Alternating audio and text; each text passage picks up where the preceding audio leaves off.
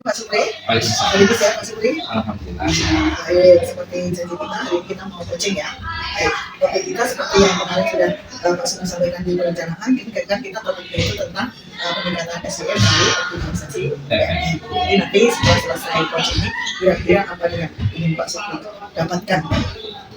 Baik, seperti penilaian dengan apa yang direncanakan di awal gitu ya, keberlanjutan peningkatan kualitas SDM kami melalui PMM ini, tentunya kami masih dengan harapan yang sama bahwa melalui PMM ini nanti guru-guru bisa meningkatkan kualitasnya baik secara personal ataupun profesional, dan sekaligus bisa nanti ditumpahkan ataupun dipraktikkan dalam proses pembelajaran bersama. Yang intinya muaranya adalah kualitas pembelajaran. Nah, coba sekarang Bapak ceritakan nih Pak, apa yang sudah terlaksana terkait dengan rencana optimalisasi PMM ini Pak? Baik, alhamdulillah dari optimalisasi PMM ini sebetulnya pertama di luar dugaan saya ya, karena ternyata dulu kami hanya ingin teman-teman itu memahami isi konten di PMM itu, ternyata itu di luar ekspektasi saya, karena ternyata dari beberapa teman-teman yang sudah masuk mulai topik, membahas topik dan membuat aksi nyata, sampai akhirnya ternyata dapat sertifikat juga. Ya. Jadi malah double. Di samping untuk personal, tapi untuk profesional, tapi untuk sertifikat juga dapat begitu ya. Dan ini alhamdulillah berjalan dan kami cukup merasakan ada efeknya. Bisa ceritakan nggak Pak, misalnya untuk Pak Supri efek-efeknya itu untuk guru dengan mengikuti menggunakan PMM itu seperti apa Pak? Ya, yang pertama efek dari penggunaan dari berdasarkan pengembangan PMM itu tergeraknya satu, guru untuk masuk CGP, ya kemudian ada yang mau melanjutkan S2, kemudian ada efek juga ini untuk sertifikasi.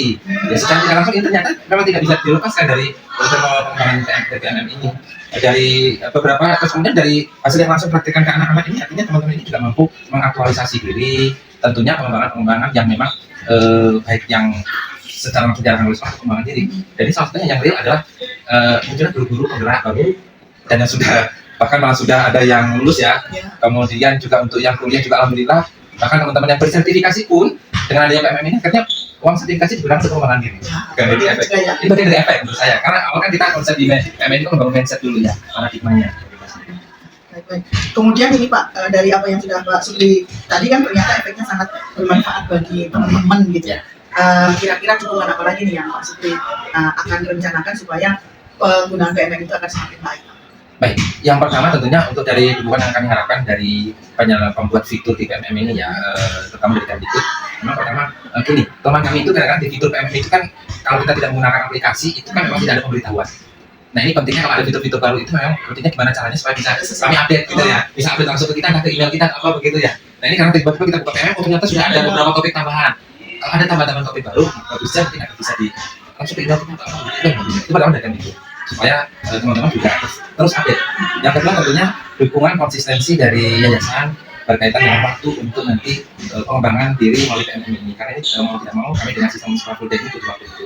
Tentunya dari saya mendorong supaya adanya kebijakan itu bisa memfasilitasi teman-teman untuk terus dijaga konsistensinya pemfasilitasan. Itu sih mungkin lebih sana ya, tentunya kalau dari pengawas ya kita butuh support dan masukannya lebih untuk pemahamannya ya, nanti kalau ada hal yang memang kami dirasa kurang kan itu ya tempat kami untuk nanti curhat dalam tanda kutip pemahaman yang kurang atau miskonsepsi, mungkin itu nanti kami butuh juga dari pengawas. Baik, terus sekarang dari hasil yang sudah dilaksanakan, kira-kira rencana kedepannya seperti apa Pak? Baik, dari hasil yang sudah ada ini nanti kami ingin merencanakan bagaimana implementasi dari pemahaman yang teman-teman sudah dapatkan dari PMM ini dengan melihat situasi dan kondisi di lapangan langsung, bagaimana itu bisa dipraktikkan langsung. Yang nanti harapan kami bisa berdampak langsung pada siswa. Mulai dari kenyamanan, iklim keamanan dan dari kenyamanan sekolah. Itu harus mulai, karena kalau nanti iklim keamanan dan kenyamanan itu terbentuk dengan baik, guru-gurunya nyaman, aman, siswanya juga nyaman dan aman, saya yakin proses pembelajaran itu akan terjadi interaksi yang sangat-sangat positif seperti itu ya. Karena dengan adanya nyaman sama nyaman ini akan membangun sebuah proses pembelajaran yang sehat. Komunitasnya juga bagus dan tentunya dengan kita kaitkan dengan komunitas belajar itu juga kami mencoba untuk membahas topik per topik dengan kita bagi ke kelompok-kelompok, nanti bisa sharing diskusi hal-hal apa yang sudah dipahami dan apa yang bisa dilakukan, dan tentunya nanti ini disaringkan menjadi solusi terhadap permasalahan yang ada di sekolah ini. Berarti ini insya Allah RTL-nya akan segera dilaksanakan ya Pak. Ya sekarang berarti Pak Supri kasih ini review tadi kita itu ini apa saja sih yang sudah kita sepakati bersama. Baik, yang pertama saya tadi sampaikan bahwa PMM akan menjadi salah satu pintu untuk menuju perbaikan kualitas SDM, kualitas pembelajaran.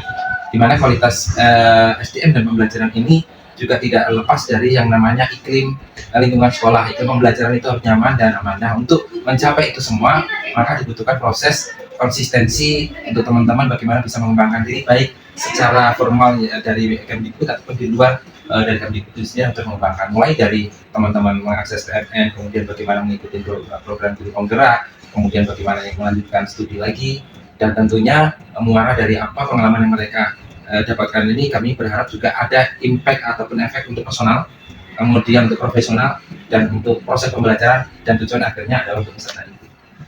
Baik, terima kasih Pak Supri ya. Sampai Sama-sama. ketemu nanti di kesempatan berikutnya. Sama-sama. Terima kasih sudah diberikan arahan dan bimbingan. Assalamualaikum. Waalaikumsalam warahmatullahi wabarakatuh.